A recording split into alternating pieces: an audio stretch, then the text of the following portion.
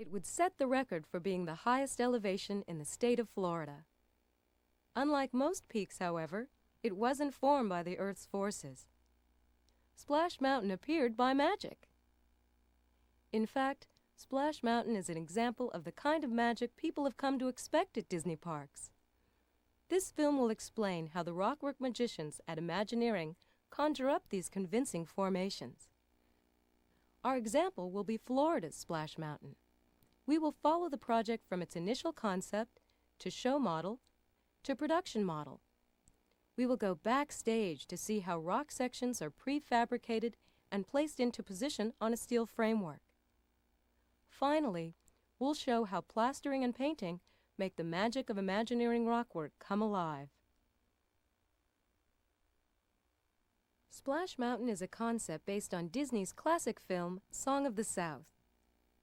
The sketches are first developed into renderings that illustrate the creative elements of the project. Dimensional designers then team with show production designers to translate these renderings into show models. A model called a massing model, which is 1/8 inch scale, clarifies how the project will look and function when built. From the massing model, a three-dimensional map is developed, and each of the design groups ensure that ample space is provided for each of the necessary elements. Once the show model has been approved, a larger 1/2 inch scale model is created. This model will not only show the exterior show elements, but the steel structures that support it.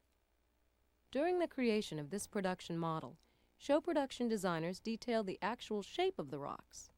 This larger model also allows for show set designers, lighting designers, and other functional designers to develop various show and support elements.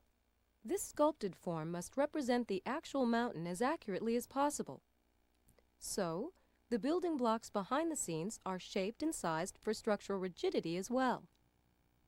Supporting the concrete and plaster surface is a wire mesh, or lath. Supporting the lath are cages made from concrete reinforcing bars.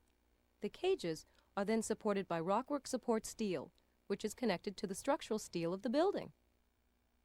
When the formation has been approved, Rockwork Engineering uses the latest in Disney magic to translate this abstract sculpted form into a two-dimensional document.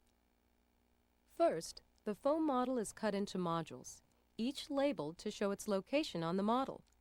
An instrument that draws monoplanar lines is then used to draw the horizontal axis and two vertical axes that represent reinforcing bar, or rebar lines. New laser technology is also used to perform this task. Designers then clear coat the modules with a sealer to keep foam dust out of the computers, as well as to toughen the foam modules while they're used on the construction site. The coated modules are then reassembled and photographed. These photos will help later during the cage installation process. Once photographed, the rebar lines are digitized. The digitizer captures the shape of the line and converts it to a computer file. A rockwork designer uses a standard computer-aided design program and Disney's unique Rockwork program to convert the digitized lines into rebar bending documentation. These computer files will drive our automatic rebar bending machine. Once the entire project is documented, the designers make a final estimate of rockwork square footage. Engineers want to know as much as possible about a project before constructing it on the site. So, during this phase, engineers test several facets of the project. Planters are built, and materials are tested for waterproofing. Drainage systems are also examined. Show production designers experiment with plaster to see how they can achieve the look they desire. Splash Mountain contains 200,000 square feet of surface area. So the actual construction must take place in two locations, the attraction site and an off-site assembly yard, where prefabricated cages are constructed. The automatic bar bending machine is programmed to bend each section to a tolerance of 1/10 of a degree. These rebar sections are tagged with ID numbers and delivered to the assembly grid. There, the rebar is welded together to form the rock shape. To add more definition, additional smaller bars called pencil rods are inserted. After the individual rock structures are approved, the lathing phase begins. Lathing is the process of covering the rebar cage with galvanized steel mesh. This lath will support the layers of concrete and plaster that form the rock surface. When complete, the crew paints the entire structure with a rust-inhibiting paint. A major benefit of the prefabrication technique is that rock units can be created on the ground rather than at dangerous heights. These sections are often lifted into position 100 feet above ground level. When the site is ready, the rebar cages are brought in and welded to the structural steel framework. Scaffold planking and handrails are then added. Once the rock units are braced, 3 layers of plaster are applied.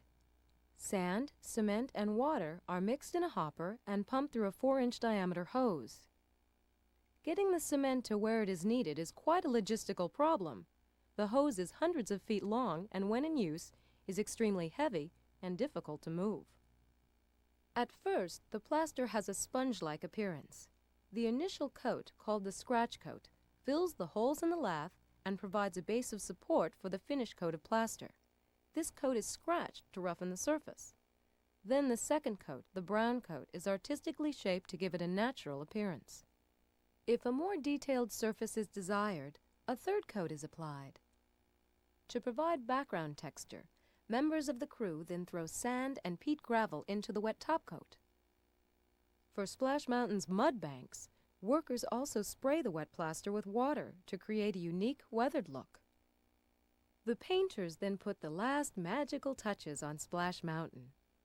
Great care is taken to create realistic surfaces.